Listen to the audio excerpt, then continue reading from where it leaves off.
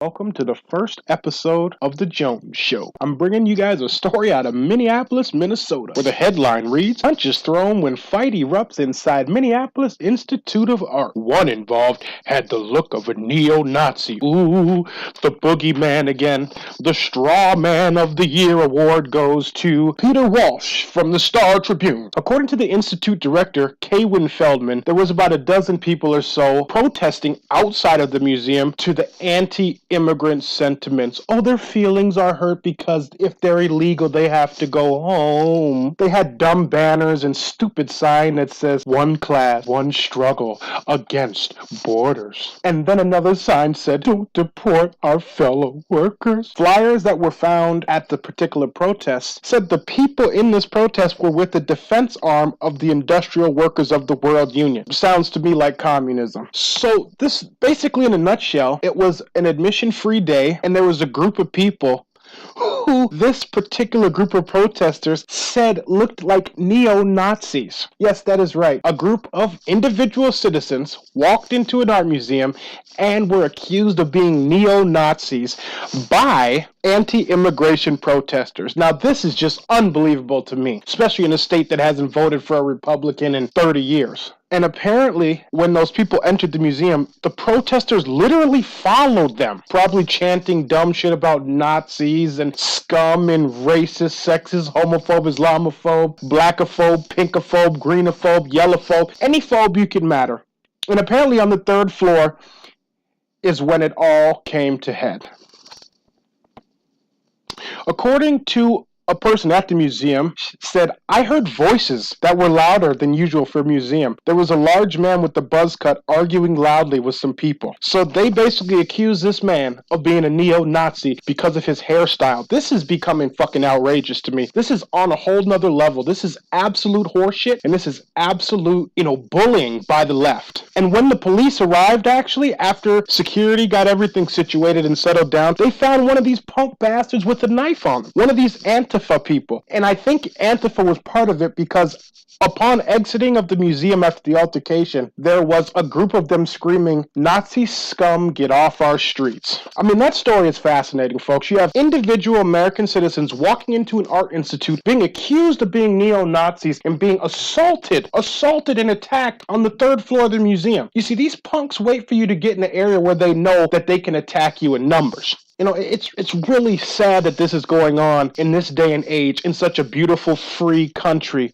that people like me just cherish our freedom. I'm going to move on to another story that's kind of blowing my mind as well. According to this report, a preschool teacher in Seattle will teach toddlers about social justice. Now, there's so many things wrong with this off the top, but it's a short story, so I'll let you hear it. Children are never too young to become woke. A new preschool is set to open in Columbia City of Seattle, aimed at indoctrinating children younger than 7 in social justice. This is unreal. So now they want to indoctrinate children at a small age on bullshit like the wage gap, rape culture, racism, Islamophobic, homophobia. It's white people teaching white children about the black experience. I'm sorry, man. As a black person, fuck you for your virtue signaling, and fuck you for trying to indoctrinate kids. You're going to create a lot of fucking problems in the future. I'm just telling you this right now. It is going to happen. These stupid ass people, and not to mention, this is how the church should be teaching these kids about God and whatever the hell else you believe in. I mean, this is crazy. So now churches are complicit in this social justice horseshit. Not all churches, just this one, Columbia City Church of Hope, where they will educate young children on the experiences of people of color. I mean, this is fucking unreal. I mean, unbelievable. You're going to educate people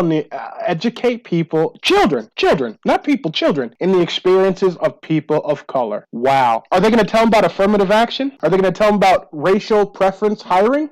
I mean, that would be nice to throw in there, too. Even though I do benefit from those things, I'd still be nice to have those kids taught that as well. And on to another story of the day. Goody but oldie, this bitch never goes away. Rachel Dolezal.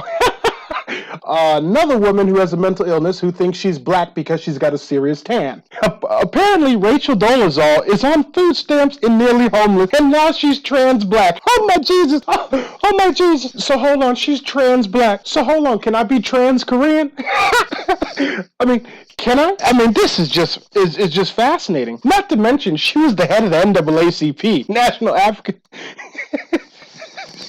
I'm sorry. Oh, she said she's currently struggling to find a job and is missing her rent payment. I guess she does know what it's like to be black and live in the hood now.